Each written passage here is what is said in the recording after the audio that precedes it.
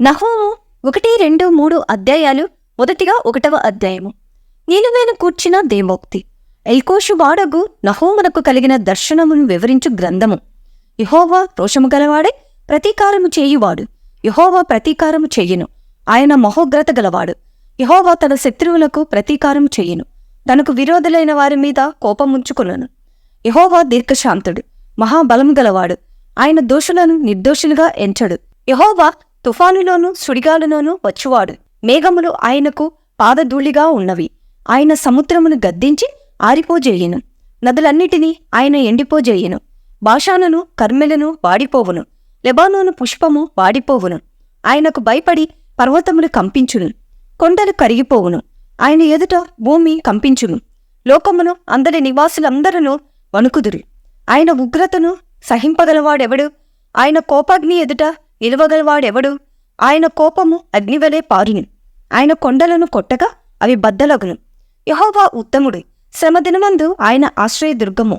తనయందు నమ్మిక ఇంచువారిని ఆయన ఎరుగును. ప్రళయ జలము వలె ఆయన ఆ పునరుద్ధానమును నిర్మూలము చేయును. తన శత్రువులు అంధకారములో దిగువరకు ఆయన వారిని తరుమును. యెహోవాను గూర్చి మీ దురాలోచన ఏమి? బాధ రెండవ మారు రాకుండా ఆయన బొత్తిగా దానిని నివారణ చేయును. ముండ్ల కంపవలే శత్రువులు కూడినను వారు ద్రాక్షారసము త్రాగి మొత్తలైనను ఎండిపోయిన చెత్తవలే కాలిపోవుదురు. నీనివే యెహోవా మీద దురాలోచన చేసి వ్యర్థమైన వాటిని బోధించిన వాడొకడు నీలో నుండి బయలుదేరి ఉన్నాడు. యెహోవా సెలవిచ్చినదేమనగా, వారు విస్తార జనమై పూర్ణ బలము కలిగియున్నను కోతయందైనట్లు వారు కోయబడి నిర్మూలమగుదురు. నేను నిన్ను బాధపరిచితినే, నేను నిన్నిక బాధపెట్టను. వారి కాడిమ్రాను నీ మీద ఇక మోపకుండా నేను దాని విరగొట్టుదును. వారి కట్లను నేను తెంపుదును. నీనివే, యెహోవా నిన్ను బట్టి ఆజ్ఞ ఇచ్చినదేమనగా, నీ పేరు పెట్టుకుని వారు ఇకను పుట్టకయుందురు. నీ దేవతాలయములో చెక్కబడిన విగ్రహమే గాని పోతపోసిన ప్రతిమయే గాని ఒకటియూ లేకుండా అన్నిటినీ నాశనము చేతును. నీవు పనికిమాలిన వాడవు గనుక నేను నీకు సమాధి సిద్ధపరచుచున్నాను. సువార్త ప్రకటించుచు సమాధాన వర్తమానము తెలియజేయువాని పాదములు పర్వతముల మీద కనబడుచున్నవి. యూదా, నీ పండుగలను ఆచరింపుము. నీ మ్రొక్కుబళ్లను చెల్లింపుము. వ్యర్థుడు నీ మధ్యనిక సంచరించడు. వాడు బొత్తిగా నాశనమాయను. నహూము 2వ అధ్యాయము. లయకర్త నీ మీదికి వచ్చుచున్నాడు. నీ దుర్గమునకు కావలి కాయును. మార్గములో కావలియుండుము. నడుము బిగించుకొని బహుబలముగా ఎదిరించుము. దోచుకొని వారు వారిని దోపుడు సొమ్ముగా పట్టుకొనినను వారి ద్రాక్షవల్లులను నరికివేసినను అతిశయాస్పదముగా ఇశ్రాయేలీయులకు వలె యెహోవా యాకోబు సంతతికి మరల అతిశయాస్పదముగా అనుగ్రహించును. ఆయన బలాఢ్యుల డాండు ఎరుపాయెను. పరాక్రమశాలురు రక్తవర్ణపు వస్త్రములు ధరించుకొనియున్నారు. ఆయన సైన్యము వ్యూహపరిచిన దినమున రథభూషణములు అగ్నివలే మరిగిచున్నవి. సరళదారుమయమైన ఈటెలు ఆడుచున్నవి. వీధులలో రథములు మిక్కిలి తొందరగా పోవుచున్నవి. రాజమార్గములలో రథములు ఒకదానిమీద ఒకటి పడుచు పరిగెత్తుచున్నవి. అవి దివిటీల వలె కనబడుచున్నవి. మెరుపుల వలె అవి పరిగెత్తుచున్నవి. రాజు తన పరాక్రమశాలులను జ్ఞాపకము చేసుకొనగా వారు నడుచుచూ పడిపోవుదురు. ప్రాకారమునకు పరిగెత్తి వచ్చి మ్రాను సిద్ధపరచుదురు. నదుల దగ్గరనున్న గుమ్మములు తెరవబడుచున్నవి. నగరు పడిపోవుచున్నది. నిర్ణయమాయను, అది దిగంబరమై కొనిపోబడుచున్నది. గువ్వలు మూల్గునట్లు దాని దాసీలు రొమ్ము కొట్టుకొనుచూ మూల్గుచున్నారు. కట్టబడినప్పటి నుండి నీనెవే పట్టణము నీటి కొలను వలె ఉండెను. దాని జనులు పారిపోవచ్చున్నారు. నిలువుడి నిలువుడి అని పిలిచినను తిరిగి చూచువాడొకడునూ లేడు. వెండి కొల్లపెట్టుడి, బంగారము కొల్లపెట్టుడి. అది సకల విధములైన విచిత్రములగు ఉపకరణములతో నిండియున్నది. అవి లెక్కలేక యున్నవి. అది వట్టిదిగాను శూన్యముగాను పాడుగాను అగుచున్నది. జనుల హృదయము కరిగిపోవుచున్నది. మోకాళ్ళు వణుకుచున్నవి. అందరి నడుములు బహుగా నొచ్చుచున్నవి. అందరి ముఖములు తెల్లబోవుచున్నవి. సింహముల గుహ ఏమాయను? సింహపు పిల్లల మేత స్థలమేమాయను? ఎవరనూ బెదిరింపకుండా సింహమును ఆడు సింహమును సింహపు పిల్లలను తిరుగులాడు స్థలమేమాయను?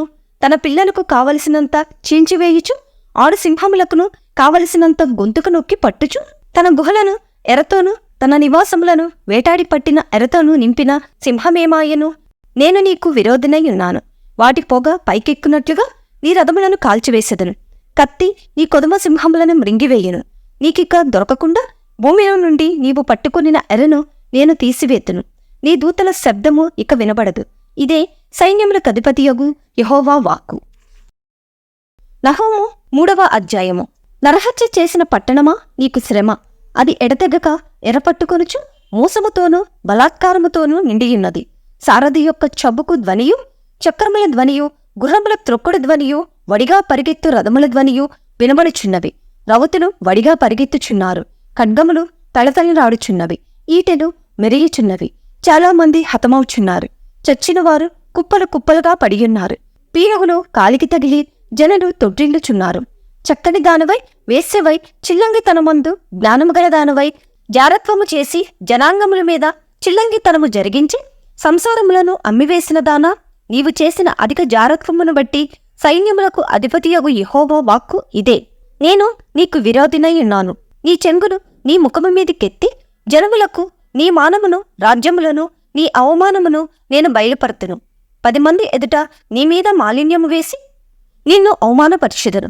అప్పుడు నిన్ను చూచువారందరూ నీ యొద్ద నుండి పారిపోయి, నీనివే పాడైపోయినే, దాని కొరకు అంగలార్చువారెవరో, నిన్ను ఓదార్చువారిని ఎక్కడ నుండి పిలుచుకొని వచ్చేదము అందురు.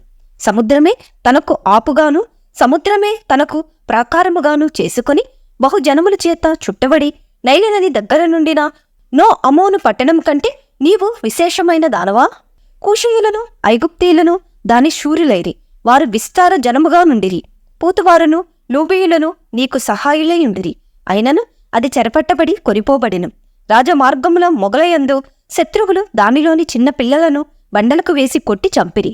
దాని గనుల మీద చీట్లు వేసి దాని ప్రధానులందరినీ సంకెళ్లతో బంధించిరి.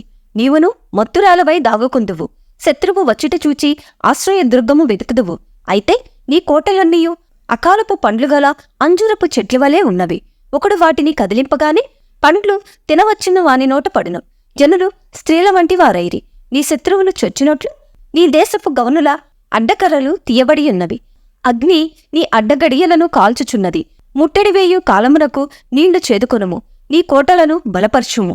జిగట మంటిలోనికి దిగి ఇటుకల బురదను త్రొక్కుము. ఆవములను సిద్ధపరచుము. అచ్చటిని అగ్ని నిన్ను కాల్చివేయును. ఖడ్గము నిన్ను నాశనము చేయును. గొంగళి పురుగు తినివేయు రీతిగా అది నిన్ను తినివేయును. నీవు సంఖ్యకు గొంగళి పురుగులంత విస్తారముగాను, మిడతలంత విస్తారముగాను ఉండుము. నీ వర్తకులు లెక్కకు ఆకాశ నక్షత్రముల కంటే ఎక్కువగానున్నను. గొంగళి పురుగు వచ్చి అంతయు నాకివేసి ఎగిరిపోయెను. నీవు ఏర్పర్చిన శూరులు మిడతలంత విస్తారముగానున్నారు. నీ సైనికులు చలికాలమందు కంచెలలో దిగిన గొంగళి పురుగుల వలె ఉన్నారు. ఎండకాయగా అవి ఎగిరిపోవును. అవి ఎక్కడ వాలినది ఎవరికినీ తెలియదు. అశ్షూర రాజా, నీ కాపరులు నిద్రపోయిరి. నీ ప్రధానులు పండుకొనిరి. నీ జనులు పర్వతముల మీద చెదరిపోయిరి. వారిని సమకూర్చువాడొకడునూ లేడు. నీకు తగిలిన దెబ్బ బహు చెడ్డది. నీ గాయమునకు చికిత్స ఎవడనూ చేయజాలడు. జనులందరూ ఎడతెగగా నీ చేత హింసనొందిరి. నిన్ను గూర్చిన వార్త వినువారందరూ నీ విషయమై చప్పట్లు కొట్టుదురు.